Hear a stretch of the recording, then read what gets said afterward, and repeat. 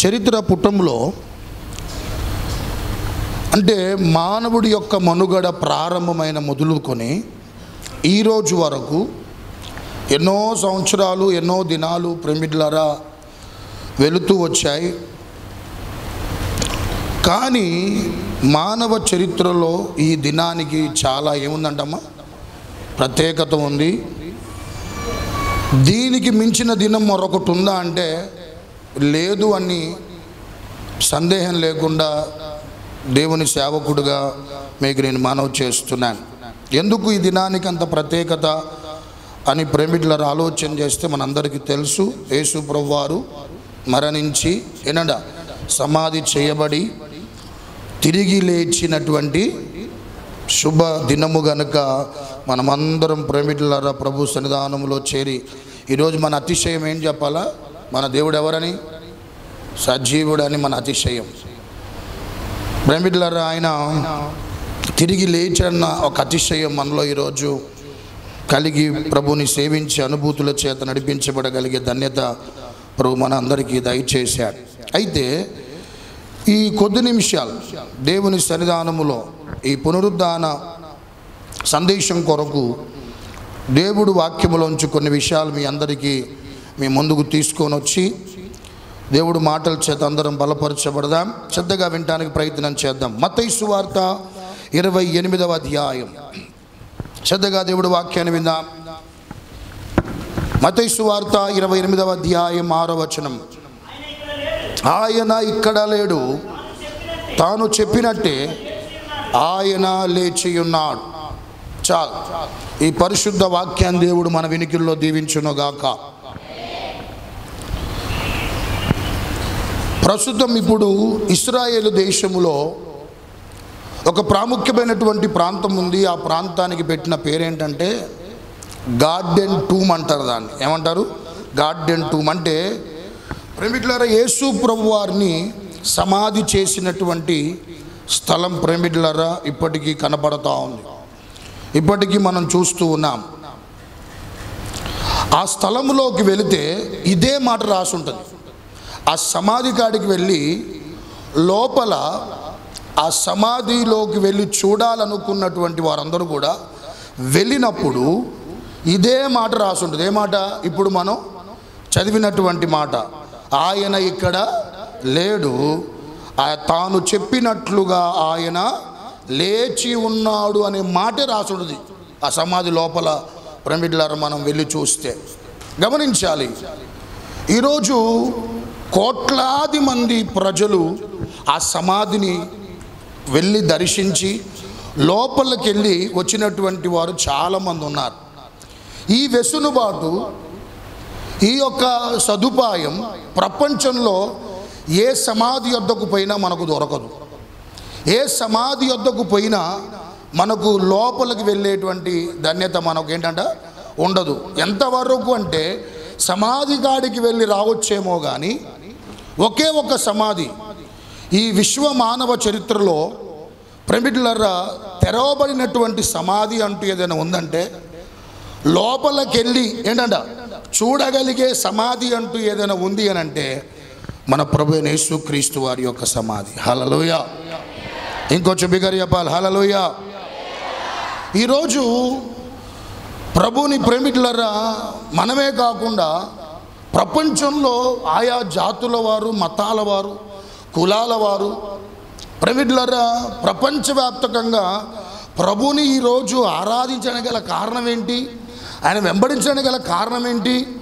ఈరోజు ఆయన సొంత రక్షకుడుగా ప్రభుని ప్రేమికులారా జాతి మత భేదం ఏదీ లేకుండా ఆయన ఈరోజు వెంబడించడం గల కారణం ఏంటని ఆలోచన చేస్తే ఆయన కన్య మరియ గర్భమందు పుట్టినందుకు కాదంట, లేకుంటే ఆ పర్వత శిఖరం మీద ఆ కొండ మీద సుదీర్ఘంగా చేసినటువంటి ఏంటంట ఆ 5, 6, 7 అధ్యాయాలు ఏదైతే ఉందో ఆ బోధనను బట్టి కాదంట.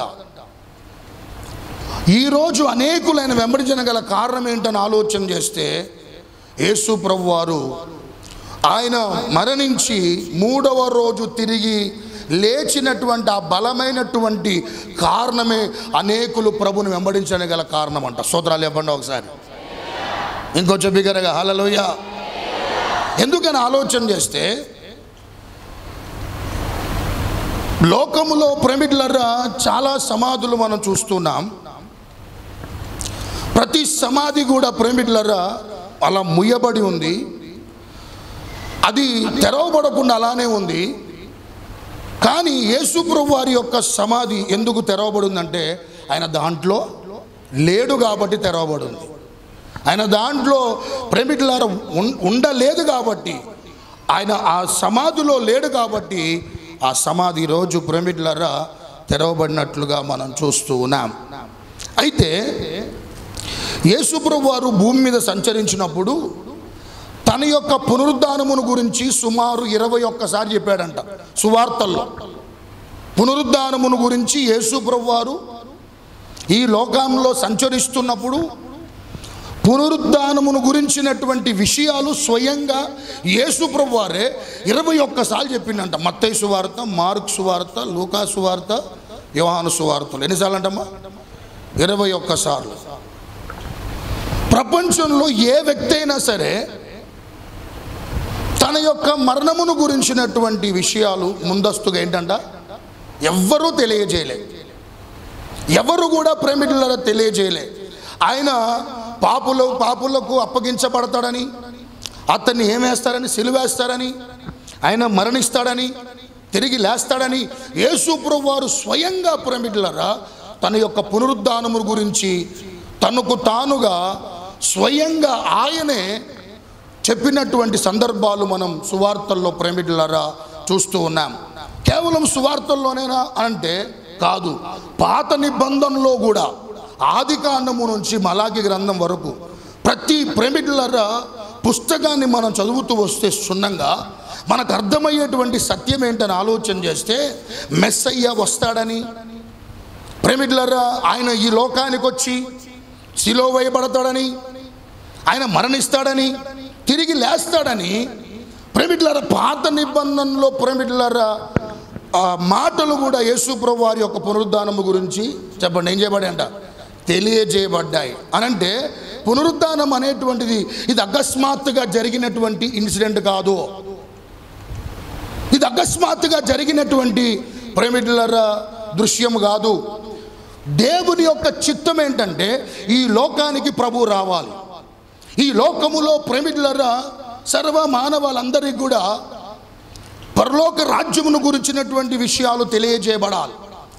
దాని కొరకు సర్వ మానవాళ్ళందరూ ఆ రాజ్యానికి పోవడానికి పాపములు అడ్డుగా ఉన్నాయి. ఆ పాపములు పోవాలంటే పరిశుద్ధమైనటువంటి రక్తము అవసరమని యేసు ప్రభువుని లోకానికి పంపించి ఆయన మరణము ద్వారా ప్రేమికులారా పాపికి ఎవరైతే విశ్వసించి ఆయన నా నిమిత్తమైన పాపాల నిమిత్తమై మరణించడని ఎవరైతే గ్రహిస్తారో ప్రేమికులారా వారు రక్షించబడతారని, అది దైవ ప్రణాళిక. ఆది నుంచే దేవుడు ఒక ప్రణాళిక ప్రభువైన యేసుక్రీస్తు వారి పట్ల కలిగి ప్రేమికులారా ఉన్నట్లుగా మనం అందరం కూడా చూస్తూ ఉన్నాం. చాలామంది చెప్పారు ఈ లోకములో ఏమని చెప్పాలో గమనించండి, మేము కూడా లేస్తాం. ఒక సమయం వచ్చినప్పుడు యేసు ప్రభువు వారు లేచినట్లుగా మేము కూడా లేస్తామని ఒక వ్యక్తి మన భారతదేశంలోనే, పేరు చెప్పకూడదు ఎందుకంటే యూట్యూబ్లో మనం ఇదంతా కూడా ప్రేమికులారా పోస్ట్ చేస్తున్నాం కాబట్టి చెప్పకూడదు. ఆ వ్యక్తి ప్రేమికులారా అనేక మంది ఫాలోవర్స్ సంపాదించి అతడు ఒక దైవం అని అందరూ కూడా ప్రేమికులారా భావిస్తే అతడు తిరిగి లేస్తాడేమో అని అందరూ కూడా ఆకాంక్ష ఎదురు చూస్తే ప్రేమికులారా లేవలేదు. కనీసం ప్రేమికులారా అతని యొక్క వివరణ కానీ అతని యొక్క ప్రేమికుల విషయాలు కానీ అతడు తిరిగి లేచినట్లు కానీ లేదు. కానీ అతడుకున్నటువంటి ఆస్తిపాస్తులన్నీ కూడా తనతో ఉన్నటువంటి శిశువులు అందరూ కూడా ఆస్తిని పంచుకొని తర్వాతకి ప్రేమికులారా అక్కడున్నటువంటి ధనాన్ని ఎవరికి వాళ్ళు అన్యాయంగా ప్రేమికులారా తీసుకొని ఆ వ్యక్తి ఎట్టకేలకు చనిపోతే మహాసమాధిగా ప్రేమికులారా ఒక సమాధిని పెట్టి ఈరోజు వరకు ఆ వ్యక్తి లేస్తాడని చెప్పినటువంటి వాడు చెప్పకముందే ముందు ఇంకా కొన్ని రోజులు ఉండగానే అతి ప్రేమికులారా దీన అవస్థలో చనిపోయి తిరిగి లేవనటువంటి పరిస్థితి మనం చూస్తున్నాం. ఒకటి కాదు, ఇట్లా మేము లేస్తామని చెప్పినటువంటి వారు చాలామంది ఉండొచ్చు. కానీ గమనించండి, ఈ విశ్వ మానవ చరిత్రలో ఏ ఒక్కరు కూడా తిరిగి లేవలేదు. కేవలం మన ప్రభువైన యేసుక్రీస్తు వారే తిరిగి లేవటం జరిగింది. హల్లెలూయా. ఇంకొంచెం బిగ్గర చెప్పండి, హల్లెలూయా. అయితే ఇప్పుడు ప్రేమికులారా, త్వరగా నేను చెప్పి ముందుకు వెళ్తాను. ఈ పునరుద్ధాన సందేశం ఏంటి? ఏదో ఇది మనం ఆయన తిరిగి లేచాడన్న ఒక సంతోషాన్ని ఈ ఒక్కరోజు ఏదో కొద్దిసేపు అనుభవించి తర్వాతకి ప్రేమికులారా ఎలా యథావిధిగా మనం నడుచుకోవడానికా, యథావిధిగా ఒక సాదాసీదా భక్తి చేయడానికా, లేకుంటే ప్రేమికులారా దేవుడికి అయిష్టులుగా బ్రతకడానికా, లేకుంటే దేవునికి ప్రేమికులారా విరోధంగా నడుచుకోవడానికా, ఇలాంటి ప్రేమికులారా పరిస్థితులు కలిగి ఉండడానికి కాదు ప్రభు ఆయన పునరుద్ధాండే తిరిగి లేచింది.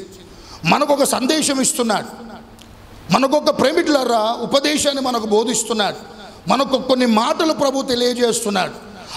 అవి నువ్వు నేను మనమందరం కూడా ఆచరించగలిగితే, అవి నువ్వు నేను మనమందరం కూడా ఆచరణలో పెట్టగలిగితే ఈ పునరుద్ధాన దినమందు దాగి ఉన్న ఆశీర్వాదాలు నీ జీవితంలో చూడగలుగుతావు. ఆమేన్ చెప్పండి ఒకసారి. మొదటిగా కొన్ని విషయాలు మీకు నేను తెలియజేస్తాను, త్వరగా చెప్పి ముందుకు వెళ్తాను. పునరుద్ధానమైనటువంటి దేవుడు మన నుండి ఏం కోరుకుంటున్నాడు, మన నుండి ఏం ఆశిస్తున్నాడు అని ఆలోచన చేస్తే బైబిల్లో 2 కొరింథీ పత్రిక 5వ అధ్యాయం 15వ వచనం శ్రద్ధగా వినాలి. జీవించు వారికి మీదట తమ కొరకు కాక తిరిగి లేచిన వాని కొరకే జీవించుటకు ఆయన అందరి కొరకు మృతి పొందెననియు నిశ్చయించుకొనుచున్నాము.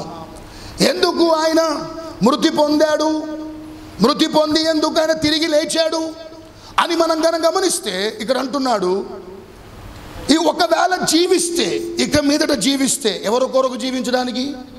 అక్కడ రాయబడిందమ్మా, ఎవరి కొరకు జీవించడానికి? మృతి పొంది తిరిగి లేచిన వారి కొరకు మనం ఏం చేయాలంట? జీవించాలి. అందుకు దేవుడు ప్రేమికులారా మరణ పునరుద్ధానమును పొంది మనతో ప్రభు మాట్లాడుతున్న మాట ఏంటంటే, నువ్వు ఇక మీదట జీవిస్తే ఎవరి కొరకు జీవించాలంట? దేవుడు కొరకు జీవించాలని అపోస్తున్నటువంటి పౌలు కొరింథీ సంఘానికి తెలియజేస్తూ ఉన్నాడు. హల్లెలూయా. ఇక్కడ చాలామంది ప్రేమికులారా చాలామంది కొరకు జీవిస్తున్నారు, చాలా వాటి కొరకు జీవిస్తున్నారు. దేవుడికి తప్ప, దేవుడిని మినహాయించి ప్రతి ఒక్కరు కూడా ఎవరు కొరకు ఒకరు కొరకు ఏం చేస్తానంట? జీవిస్తున్నారు. చాలా వాటి కొరకు జీవిస్తున్నారు. వేటిను ఆధారంగా చేసుకొని జీవిస్తున్నటువంటి వారు ఉన్నారు. వేటినో ప్రేమికులారా కలిగి ఉన్నటువంటి వాటిని బట్టి ఆ ఉన్నాయని వాటిని చూచుకొని జీవించేటువంటి వారు చాలామంది ఉంటున్నారు. గమనించాలి. నువ్వు ఎందుకు బతుకుతున్నావు అని అంటే నీ దగ్గర ఏముండాలి చెప్పాలా? ఏముండాలంటమ్మా? సమాధానం. ఎందుకు బతుకుతున్నావు అని అంటే గమనించండి, నేను బ్రతుకుతుంది ఫలానా అని చెప్పకూడదంట క్రైస్తవులు. లోకంలో అన్యులు చెప్పినట్లు, లోకములో ప్రేమికులారా దేవుని ఎరగనటువంటి వారు చెబుతున్నట్లుగా దేవుడి బిడ్డలు చెప్పకూడదంట. నువ్వు ఎందుకు బ్రతుకుతున్నావు అని అంటే చాలామంది దగ్గర సమాధానం ఈరోజు కనపడట్లే. పేరుకి ఒకవేళ మనం చెబుతున్నా అది నిజ జీవితంలో కొన్నిసార్లు వచ్చేసరికల్లా ప్రేమికులారా దేవుడు కొరకు కాకుండా మిగతా తక్కినటువంటి వాటన్నిటి కొరకు ఈరోజు దేవుని ఎరిగినటువంటి వారు బ్రతుకుతున్నట్లుగా మనం ప్రేమికులారా చూస్తూ ఉన్నాం. ఎలా బ్రతుకుతున్నారో దానికి ఆన్సర్ ఉంటుంది. ఎలా బతుకుతున్నారంటే ఏమంటావు? ఉద్యోగం చేసి బతుకుతున్నానయ్యా, వ్యాపారం చేసుకొని ఏం చేస్తాను? బతుకుతున్నా. ఒకళ్ళ మీద ఆధారపడి ఏం చేస్తాను? బతుకుతున్నా అన్నదానికి సమాధానం నీ దగ్గర ఉంటుంది. మరి ఎవరు కొరకు బ్రతుకుతున్నావు అంటే నీ దగ్గర చెప్పాలా? పిల్లల కొరకు బతుకుతున్నానయ్యా. హల్లెలూయా. గమనించాలి, క్రీస్తును తప్ప నువ్వు ఎవరు కొరకు బ్రతికినా జీవితంలో చాలా బాధపడతావు. జీవితంలో అయినా చాలా బాధపడతావు. ఎవరు కొరకు కాకుండా, క్రీస్తు కొరకు కాకుండా, క్రీస్తు నిమిత్తము కాకుండా నువ్వు ఎవరు కొరకు జీవించినా ఈరోజు చాలా ఇలాంటి అనుభవాలు చాలామంది కుటుంబాల్లో కనపడుతున్నాయి. ఏ పిల్లలైతే ఏం చేస్తారని ప్రయోజకులై మంచి పేరు తీసుకొస్తారనుకుంటే బోళ్ళన్ని ఆశలు పెట్టుకొని తల్లిదండ్రులు ప్రేమికులారా వ్యయ ప్రయాసాలు పడి ప్రేమికులారా చదివిస్తుంటే ఈరోజు ఆశలు చెప్పండి ఏం చేస్తున్నారు? తల్లిదండ్రులవి అడి ఆశలు చేస్తున్నారు. ప్రేమికులారా పిల్లల పరిస్థితి అంతే. ఎంతో ఆలోచన తల్లిదండ్రుల పట్ల కలిగి మంచి ప్రేమికులారా చక్కటి తల్లిదండ్రులు మాకు దేవుడు ఇచ్చాడు అని ఒక మాదిరికరమైనటువంటి జీవితాన్ని కలిగి నడిపించబడుతున్నారని చెప్పుకోలేనటువంటి పిల్లలు కూడా ప్రేమికులారా చాలామంది ఉన్నారు.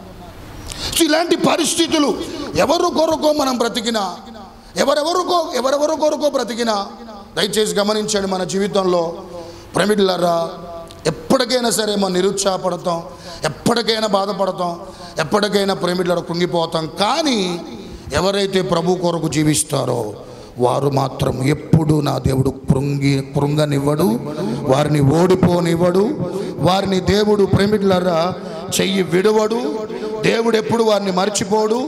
దేవుడు కొరకు జీవించే ప్రతి ఒక్క వ్యక్తిని దేవుడు ప్రేమికులారా ఆయన డిస్కరేజ్ చేయడు, డిసప్పాయింట్ చేయడు. నీకు తగినట్లుగా దేవుడు తన కార్యాలు ఆయన కొరకు బ్రతుకుతున్న కారణాన్ని బట్టి నీ పట్ల ప్రభు అద్భుతాలు చేస్తాడు. హల్లెలూయా. ఇంకో చెప్పిగారు చెప్పాలి హల్లెలూయా. వినాలి. ఇదే పౌలు మనం ఒకసారి గమనిస్తే, ఏ పౌలైతే పత్రిక రాశాడో ఈ పౌలు ప్రేమికులారా ఒకప్పుడు దేని కొరకు బ్రతికిన వాడండి అని ఆలోచన చేస్తే క్రైస్తవ్యం ఏం చేయాలని, అంతమందించాలని, క్రైస్తవ్యం అనేటువంటిదే లేకుండా చేయాలని కంకణం కట్టుకొని ప్రేమికులారా ప్రధాన యాజకుల దగ్గరికి వెళ్ళి ఆ 2వ శతాబ్దములోనే క్రైస్తవులు అనేటువంటి వారు ఉండకూడదని ప్రేమికులారా కంకణబద్ధుడై అదే ప్రాణాధారంగా పెట్టుకొని, సౌలా నువ్వెందుకు బతుకుతున్నావంటే క్రైస్తవులు ఏం చేయడానికి, క్రైస్తవు అనేవాడు ఒక్కడు కూడా ఉండకూడదు అన్న ఆలోచన ప్రేమికులారా కలిగి ఆ ఉద్దేశాలతో నడిపించబడ్డవాడు ఎవరైనా సౌలు. స్తోత్రాలు చెప్పండి. ఇప్పుడు ప్రేమికులారా అలా హింస కలుగుతున్నప్పుడు యెరూషలేములో క్రైస్తవులందరూ, దేవుని ఎరిగిన బిడ్డలందరూ కూడా చెదిరిపోయారు. అయితే దమస్కు ప్రాంతములో దేవుని ఎరిగిన కొందరు ప్రజలు ఉన్నారని సౌలుకు తెలిస్తే సౌలు తాకీదులు పట్టుకొని నేను ఈ మార్గంలో వెళ్తున్నాను, నాకెవరు దొరికిన వారిని ఏం చెప్పాలా, మోసుకొని వస్తా అన్నాడు. చెప్పండి ఏమన్నాడు? మోసుకొని వస్తా అన్నాడు. ఇప్పుడు అదే మార్గంలో మిట్ట మధ్యాహ్నం దేవుడు ప్రేమికులారా తన వెలుగు సౌలు మీద ప్రేమికులారా ప్రకాశింపజేసినప్పుడు, దేవుడు ప్రేమికులారా అతనితో మాట్లాడినప్పుడు అతని ఆలోచన విధానాలు మారిపోయాయి, తన యొక్క ఉద్దేశాలు మారిపోయాయి, తన యొక్క నిర్ణయాలు మారిపోయాయి, తన ప్రేమికులారా గమ్యం మారిపోయింది. ఇప్పుడు ఏ దారిలోనైతే క్రైస్తవులు అనేవారు కనపడతారో వారిని మోసుకొని వస్తా అని చెప్పినటువంటి వాడు యేసయ్యనే జీవితకాలం అంతా మోసుకొని తిరిగినటువంటి వాడు ఎవరైనా? పౌలు గారు. హల్లెలూయా. జీవితకాలం అంతా ప్రేమికులారా మోసుకొని ఎక్కడ పడితే అక్కడికి పౌలు ప్రేమికులారా ప్రభు కొరకు ఆయన జీవించినట్లుగా మనం చూస్తున్నాం. ప్రభు కొరకు బ్రతికినట్లుగా ప్రేమికులారా మనం చక్కగా లేఖనాల్లో మనం చూస్తున్నాం. చూడండి, ఒక మాట మిమ్మల్ని అందరూ అడుగుతాను, మీరు నాకు చెప్పండి. ఇంతటి భయంకరమైన వ్యక్తే ఎవరైనా? సౌలు. ఎలాంటి వాడు చెప్పండి అమ్మా, మీకు తెలుసుగా. దూషకుడు, ఇంకెవరంట, హానికరుడు, రకరకాలుగా అతనుకున్నటువంటి బిరుదులు మనందరికీ తెలుసు. అలాంటి వాడినే ఎప్పుడైతే తన జీవితాన్ని దేవుడు చేతిలో పెట్టాడో అద్భుతంగా దేవుడు ఏం చేశాడంటమ్మా, ఏం చేశాడు? అద్భుతంగా వాడుకున్నాడు. హల్లెలూయా. అద్భుతంగా దేవుడు తన మహిమార్థమై పౌలును ప్రేమికులారా నిలబెట్టుకొని దేవుడు వాడుకున్నట్లుగా మనం చూస్తూ ఉన్నాం. ఇక్కడ కూర్చున్న మనందరం కూడా గమనించాలి. ఇక మీదట అంటే అర్థం ఏంటి? ఇప్పటి వరకు నువ్వు ఎవరి కొరకు బ్రతికావో అది అప్రస్తుతం. నువ్వు ఎవరి కొరకు ఈ లోకములో జీవిస్తున్నావో అది ఏంటంట ఇక మీదటైనా ఈ పునరుద్ధాన సందేశం మనకిస్తున్నటువంటి ఉపదేశం ఏంటంటే, నీ జీవితం ఆశీర్వాదకరంగా ఉండాలంటే నీ లక్ష్యము నువ్వు చక్కగా ప్రేమికులారా చేరుకోవాలి అని అంటే, సార్థకతను చూడాలి అని అంటే, పరమార్థాన్ని చేరుకోవాలంటే, ఒక అభివృద్ధిని నువ్వు చూడాలంటే, ఒక ఎదుగుదలను చూడాలంటే, నువ్వు చేసే సర్వ ప్రయత్నాల్లో దేవుని ఆశీర్వాదము చూడాలి అని అంటే, నీ పిల్లల ఎడల ప్రేమికులారా నువ్వు కలిగి ఉన్నటువంటి ఆలోచనలు ఎవ్వేతున్నాయో అంతకంటే గొప్పగా దేవుడు కలిగి ఉన్నటువంటి ఆ ప్రణాళికలు నీ బిడ్డల పట్ల నెరవేర్చబడాలి అని అంటే, దేవుని సేవకుడుగా మీ అందరూ చెప్తున్నాను, గతం దేవుడు దాన్ని ఏం చేస్తుంది చెప్పాలా, సౌలు లాంటి వాడినే, అంతటి వాడినే ప్రేమికులారా తన చేతులకు తన జీవితాన్ని అప్పగించినప్పుడు అద్భుతంగా దేవుడు తన రాజ్య విస్తరణ కొరకు వాడుకున్నట్లు నువ్వు కూడా నీ జీవితాన్ని ప్రభా ఇప్పటి వరకు ఏం చేశాను నేను, వాళ్ళ కొరకు వీళ్ళ కొరకు ఏంటంట, నేను బ్రతికి జీవితంలో కన్నీరే మిగిలిందయ్యా, నాకు జీవితంలో ప్రతికూలతలు నాకు ఎదురయ్యాయి, జీవితంలో సమస్యలు నాకు ఎదురయ్యాయి, జీవితంలో నాకు ఇబ్బందులు ఎదురయ్యాయి, ప్రతిఘటనలు ఎదురయ్యాయి, నిందలు ఎదురయ్యాయి, అవమానాలు ఎదురయ్యాయి, ఇంకా రకరకాల భయంకరమైనటువంటి ఎన్నో కృంగదీసేటువంటి పరిస్థితులు గుండా నా జీవిత స్థితిగతులు వారి మీద వీరి మీద బోల్డంత ఆశ పెట్టుకొని నడుచుకున్నటువంటి ఆ కారణాన్ని బట్టి నా స్థితి చాలా దయనీయంగా మారింది ప్రభువా. నువ్వు నాకు చెబుతున్నావు నీ కొరకు బ్రతకమని అని ప్రభు చేతులకి ఇప్పటి నుండే ఎవరి కొరకు బతుకుతే అమ్మా, ఎవరి కొరకు బతుకుతే, పునరుద్ధాన సందేశం ఏంటంటే ఇక మీదట బ్రతికితే ఎవరి కొరకంట, ప్రభు కొరకు నువ్వు బ్రతికితే, ప్రభు కొరకు నువ్వు జీవిస్తే. చెప్తున్నాను సంగమా, దేవుడు నీ జీవితంలో నీ పిల్లల్ని ఎలా చూడాలనుకుంటున్నావో అంతకంటే గొప్పగా దేవుడిని బిడ్డలు దీవిస్తాడు. నీ వృత్తిలో ఎంత ఎదుగుదల చూడాలనుకున్నావో అంతకంటే రెండంతల వృద్ధిని నీ జీవితంలో చూడగలుగుతావు. ఇంకా అదే కాదు, సకల ఆశీర్వాదాలు నీ జీవితంలో ప్రేమికులారా నువ్వు కలిగి నడిపించబడగలిగే కృప నా దేవుడు నీకు అనుగ్రహిస్తాడు. ప్రైజ్ ది లార్డ్, హల్లెలూయా. ప్రభు నమ్మమంటున్నాడు. దయచేసి మనలో ప్రభు మీద నమ్మకం లేకపోతే ఆ రోజు శిశువులు గద్దించినట్టు ఈ పునరుద్ధాన దినం ద్వారా మనల్ని కూడా ఏం చేస్తున్నాడు, గద్దిస్తున్నాడు. మీ హృదయ కాఠిన్యమును బట్టి ప్రభు గద్దిస్తున్నాడు. 3 విషయాలు ఆయన చెప్పినట్లుగా ఏంటంట, తిరిగి లేచాడు. లేచి మనకిస్తున్న వర్తమానం చెప్పాలా, జీవించు ప్రభు కొరకు, కృపా సమాధానమైన యుద్ధ ఉంది. 3 మనల్ని గద్దిస్తున్నాడు. ఈ 3 ఆధిక్యతలు ప్రభు మన జీవితంలో కోరుకుంటున్నాడు. విశ్వాసులంగా నెమ్మడిస్తున్నటువంటి వారుగా మన నుండి ప్రభు ఆశిస్తున్నాడు. ఈ విధానాల్లో మనం కొనసాగుదాం. అట్టి కృపా ధన్యత మనకందరికి అనుగ్రహించి మనందరి వెనుకలి మాటలు ప్రభు దీవించును గాక. ఆమేన్. కళ్ళు మూసుకుందాం. చిన్న ప్రార్థన. అందరం దయచేసి కళ్ళు మూసుకుందాం. చిన్న ప్రార్థన.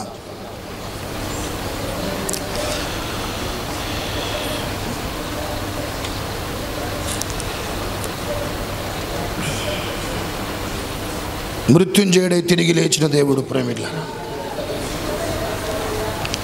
సమాధిని గెలిచి ప్రేమికులారా సజీవుడుగా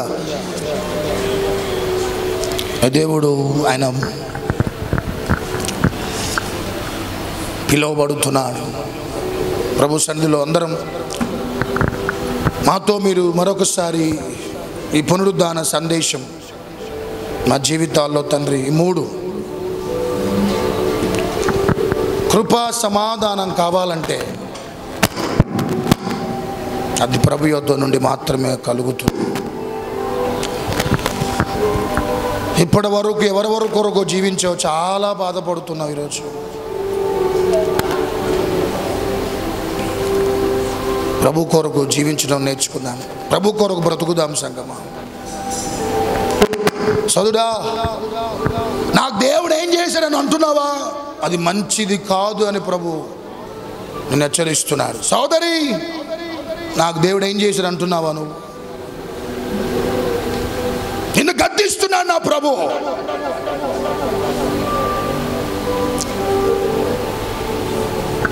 మాకు దయచేసి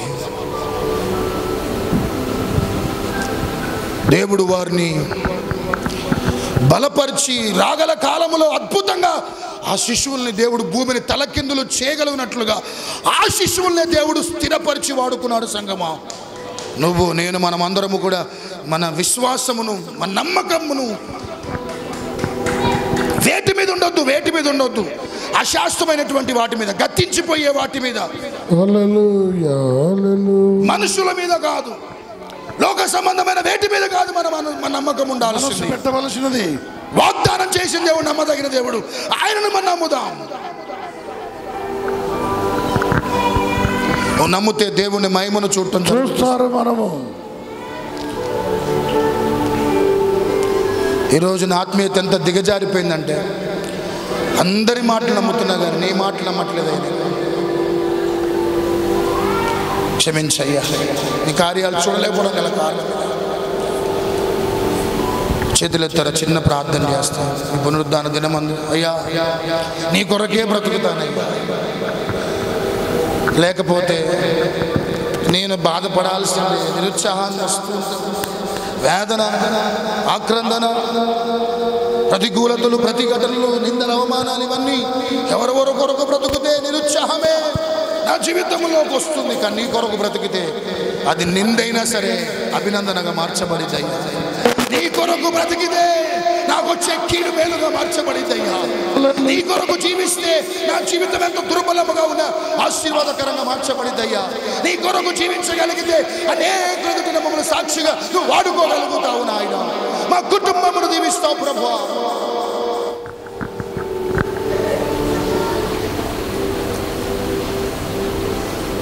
ఈ ఆధిక్యతలు మాకు దయచేయను ఆయన. ఈ అనుభూతులు మాలో ఉండాలి ప్రభువా. వచ్చిన ప్రతి బిడ్డను పేరు పేరు వరుసన దర్శించి, ఇకనైనా మించిపోయింది ఏమీ లేదయ్యా. సౌలును మరలా అద్భుతంగా వాడుకున్నావు కదా నాయన, ఒప్పుకుంటే.